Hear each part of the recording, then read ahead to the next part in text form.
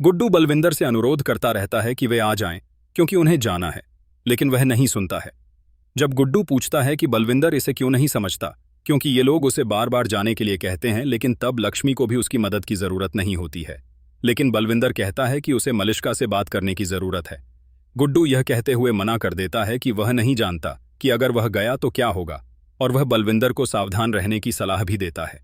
जब बलविंदर कहता है कि वह सब कुछ बहुत सावधानी से करता है और इसलिए सीधे ओबेरॉय मेंशन में प्रवेश करता है, बलविंदर सोचता है कि वह मलिष्का को कहाँ खोज सकता है, और फिर उसे चलते हुए देखता है, इसलिए उसका नाम पुकारता है।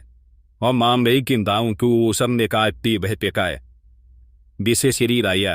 वह पूछती है कि वह यहाँ क्या कर रहा है, तो उसे इस घर से बाहर चले जाना चाहिए, क्योंकि वह अभी उससे बात नहीं कर सकती। लेकिन बलविंदर को लगता है कि वह उसके कमरे में जा रहा था, लेकिन अगर वह उसे अभी मिल जाए तो वह क्या कर सकता है। मलिष्का पूछती है अंदर जाने के लिए, लेकिन जब वह नहीं सुनता तो वह खुद भागने लगती है। ऋषि बलविंदर को देखकर गुस्से में है।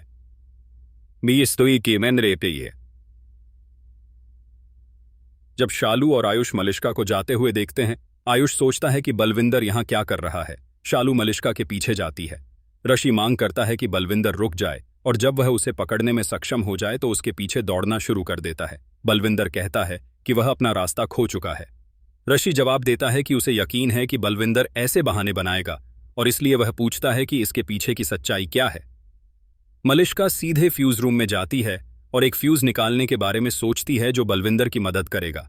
शालू मलिष्का को देखती रहती है। बलविंदर भागते समय ऋषि और आयुष दोनों को धक्का देने में कामयाब हो जाता है। वे दोनों उसका पीछा करते हैं और आश्चर्य करते हैं कि वह इतनी जल्दी कहाँ चला गया। शालू अभी भी मलिष्का को देख रही है, जो फिर फ्यूज वापस लगा देती है।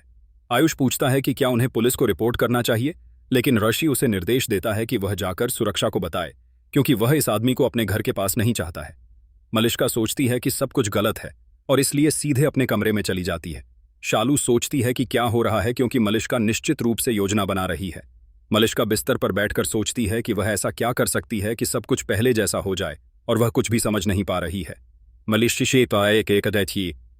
मलिष्का आईने के पास जाकर कहती है कि यह सब उसके कारण हो रहा है, क्योंकि उसने सब कुछ बर्बाद कर दिया है और पहले जैसा कुछ भी नहीं है। वह खुद ही दोषी है, जबकि नुकसान के लिए उसे ही दोषी ठहराया जाना चाहिए। मलिष्का खुद को यह कहते हुए डांटती रहती है कि सब कुछ बर्बाद हो गया और उसने यह अपने हाथों से किया है।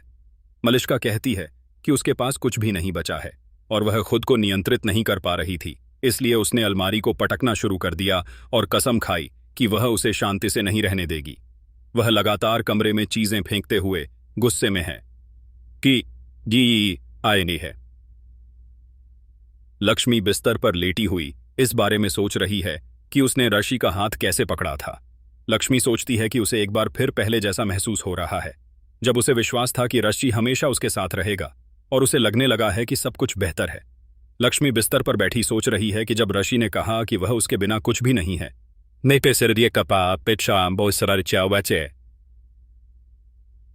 वह बस बिस्तर पर अपना सिर टिकाते हुए मुस्कुरा रही है और याद कर रही है कि कैसे आर्शी ने उसके कान के पीछे काला टीका भी लगाया था। वह खुद को नियंत्रित नहीं कर पा रही है। कमरे में प्रवेश करते हुए ऋषि हैरान होकर मलिष्का से पूछता है कि यह सब क्या है और कमरे को क्यों तोड़ा गया है।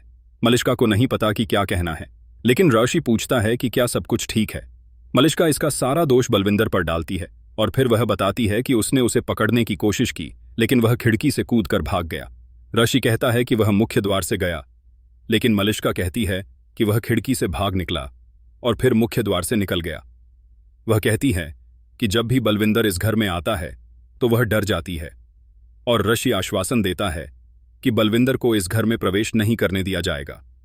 ऋषि कहता है कि उसने बलविंदर के खिलाफ पुलिस में शिकायत दर्ज कराने के बारे में सोचा है। मलिष्का कहती है कि इससे उनके लिए केवल समस्याएं ही पैदा होंगी, इसलिए ऋषि पूछता है कि उनका क्या होगा, जब वह कहती है कि उनके परिवार का नाम बर्बाद हो जाएगा।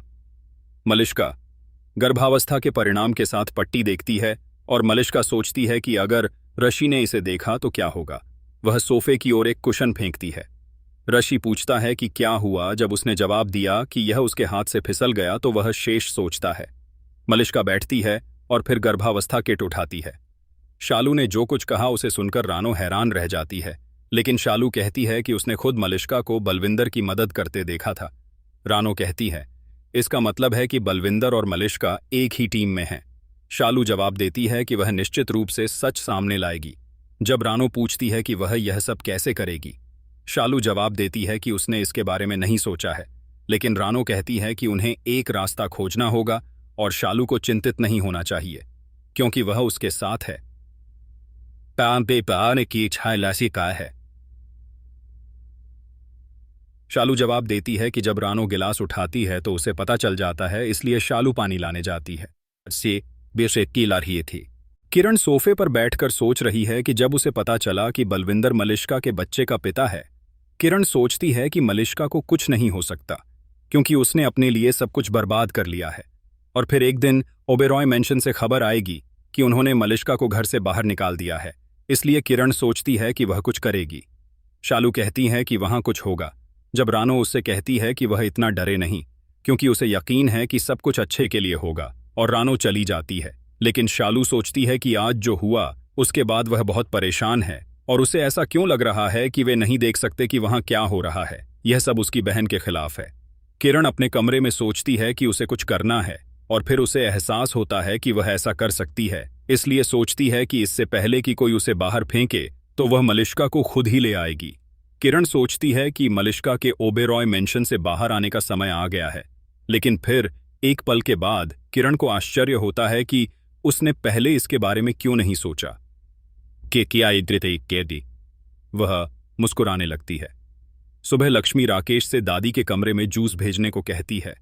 ऋषि पीछे मुड़कर लक्ष्मी को घर की सफाई की रस्म निभाते हुए देखता है और वह मुस्कुराने लगता है, जिससे लक्ष्मी पहले तो थोड़ी घबरा जाती है, लेकिन वह अपना कर्तव्य पूरा करती रहती है।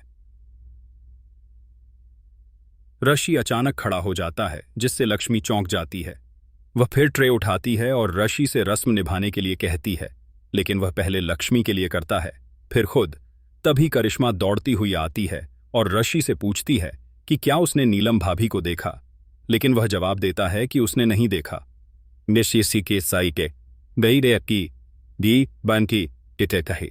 करिश्मा नीलम भाभी को देखती है, इसलिए खुद उन्हें लेने जाती है और ऋषि को भी बुला लेती है। लक्ष्मी चिंतित है। करिश्मा नीलम और ऋषि को अपने कमरे में ले जाती है। फिर नीलम पूछती है कि मलिष्का इस तरह बिस्तर पर क्यों है।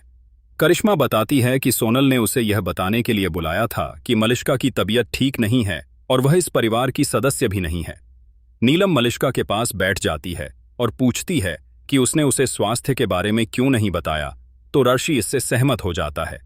नीलम ऋषि से डॉक्टर को बुलाने के लिए कहती है, लेकिन मलिष्का जवाब देती है कि उसे ऋषि के सहारे की जरूरत है, इसलिए वह उससे अनुरोध करती है कि वह आकर उसके पास बैठे, क्योंकि उसे अच्छा लगेगा। मलिष्का जोर देती है तो ऋषि को सहमत होना पड़ता है।